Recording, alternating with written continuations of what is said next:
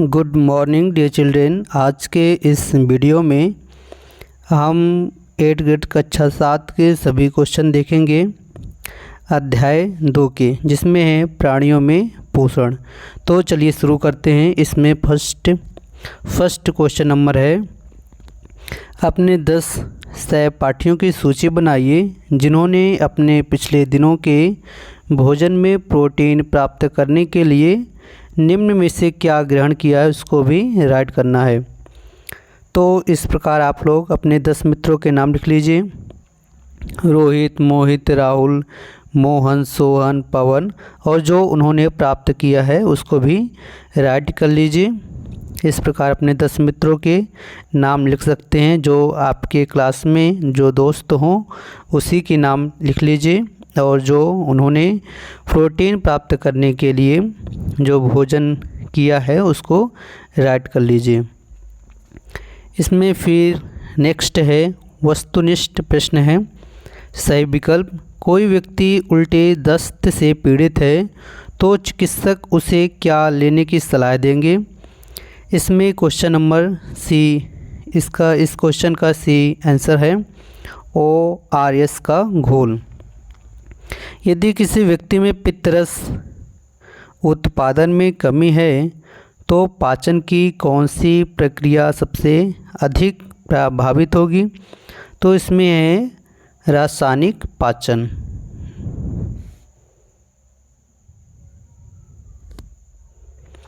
Next है छोटी आंत क्षुद्रांत के आंतरिक भित्ति पर पाए जाने वाले दीर्घ रोम की संरचना पाचन और अवशोषण में उनके कार्य से कैसे संबंधित है।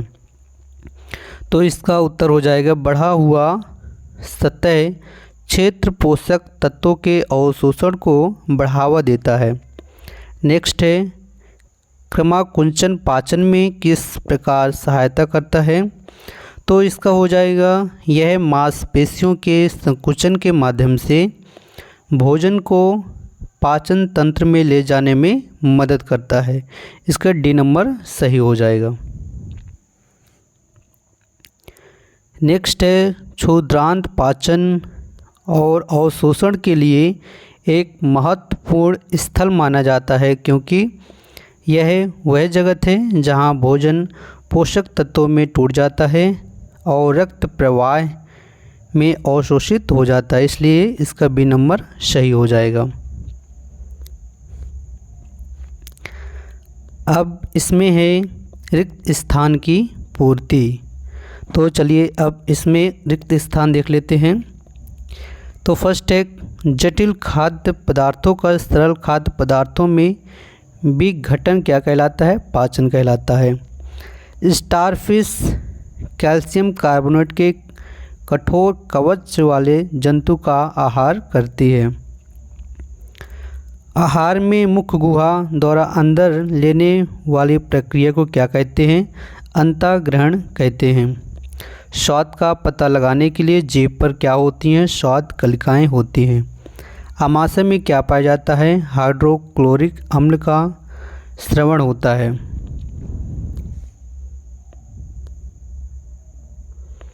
अब इसमें देखेंगे अति लघु उत्तरी प्रश्न।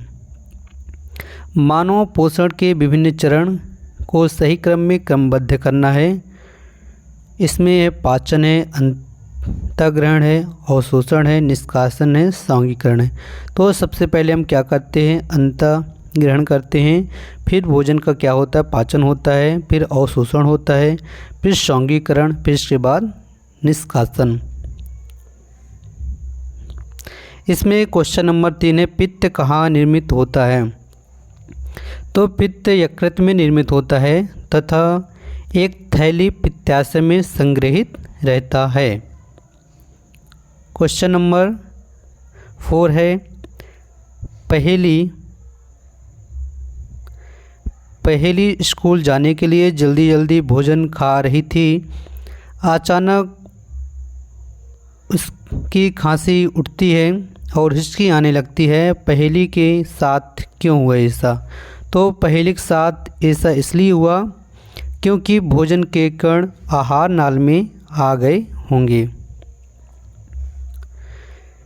क्वेश्चन नंबर 5 है, भोजन हमारे लिए क्यों आवश्यक है? भोजन हमारे लिए क्यों आवश्यक है?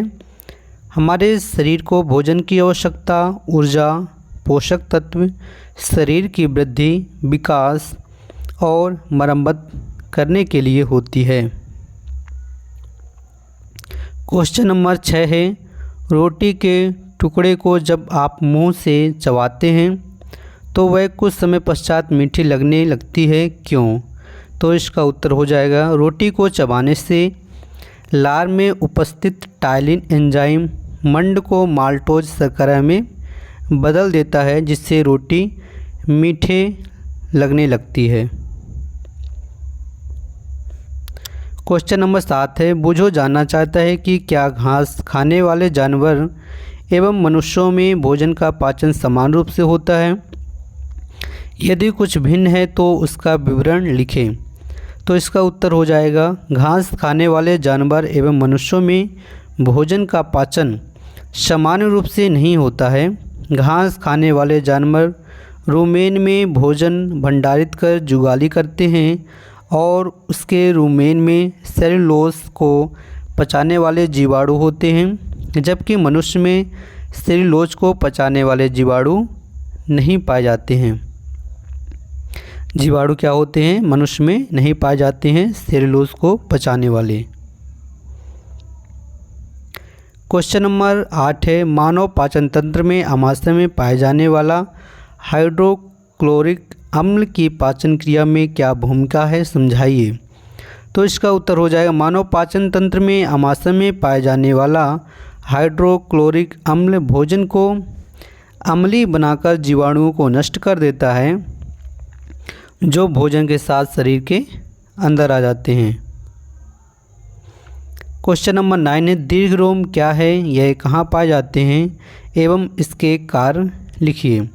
तो इसका उत्तर हो जाएगा, क्षुद्रांत के आंतरिक दीवारों पर उंगली के समान उभरी हुई संरचनाएं होती हैं, जिन्हें दीर्घरोम कहते हैं। दीर्घरोम छोटी आंत की भीतरी दीवार पर पाए जाते हैं।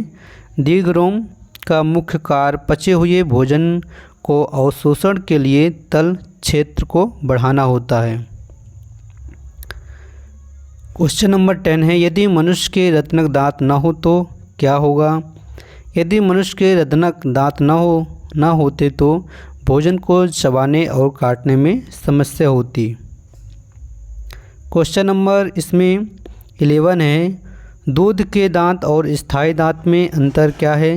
दूध के दांत और स्थायी दांत में अंतर, तो इसमें दो अंतर हम दे सकते हैं, आकार और उसकी संख्या। दूध के दांत छोटे और कम संख्या में होते हैं, जबकि स्थायी दांत अधिक संख्या में होते हैं। दूसरा है, आयु और स्थायित्व के बारे में दे सकते हैं। तो दूध के दांत अस्थायी होते हैं, जबकि और एक निश्चित उम्र के बाद गिर जाते हैं, जबकि स्थायी दांत जीवन भर रहने के लिए होते हैं। क्वेश्चन नंबर इसमें 12 है, मानव पाचन तंत्र का नामांकित चित्र बनाइए एवं उसके भागों को लिखिए। भागों के नाम लिखना है। तो इस प्रकार आप चित्र बना सकते हैं, मुख गुहिका, लाला ग्रंथि, ग्रस्का, इस प्रकार चित्र बना सकते हैं और उसके भाग लिख सकते हैं। मुख गुहिका, ग्रस्का, आमाशय, क्षुद्रांत मतलब छोटी आंत, बृहदांत मतलब होता है बड़ी आंत और गुदा। इस प्रकार आप बना सकते हैं।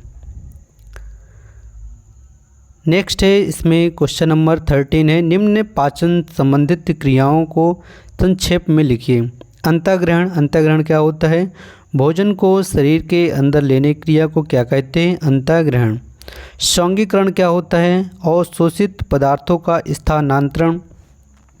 रुधिर कोशिकाओं, रुधिर वाहिकाओं द्वारा शरीर के विभिन्न भागों तक होता है, जहां उनका उपयोग जटिल पदार्थों को बनाने में किया जाता है। इस प्रक्रम को क्या कहते हैं? सौंगीकरण। इसमें क्वेश्चन नंबर है 14 का आ नंबर है। इसमें दो क्वेश्चन है। जलाशय में पाए जाने वाला एक कोशिकीय जीव अमीबा में पाचन क्रिया विधि को चित्र सहित समझाइए।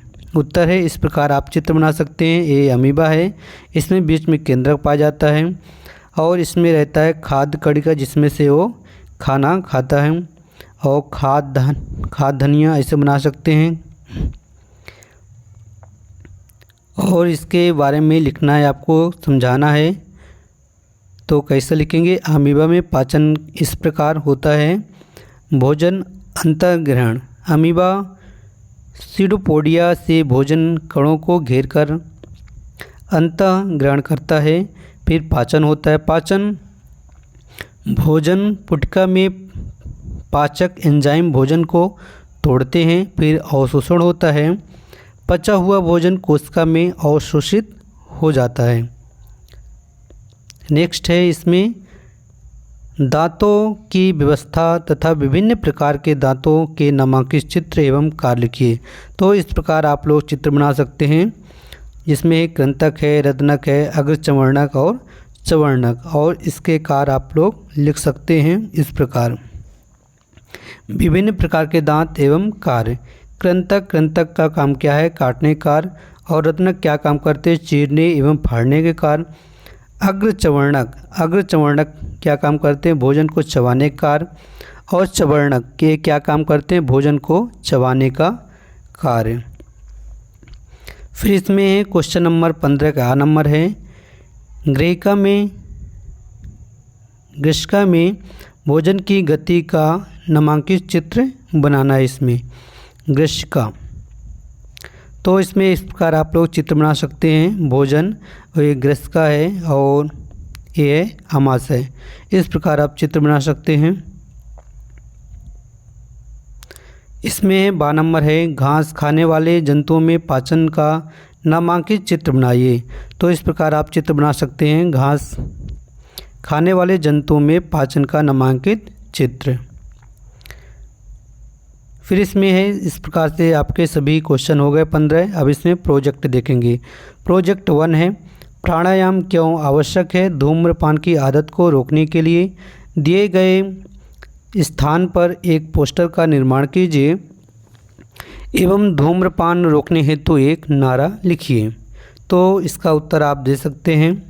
हमें प्राणायाम शरीर को स्वस्थ एवं निरोगी बनाए रखने के लिए करना चाहिए।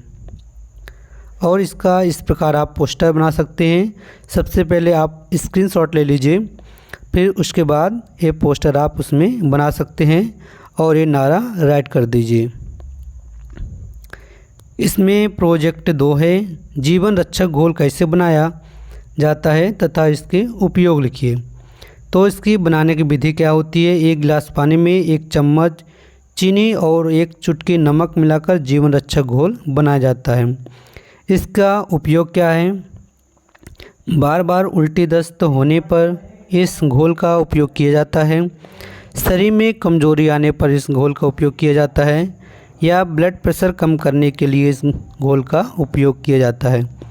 Thank you for watching this video. Like, share, subscribe.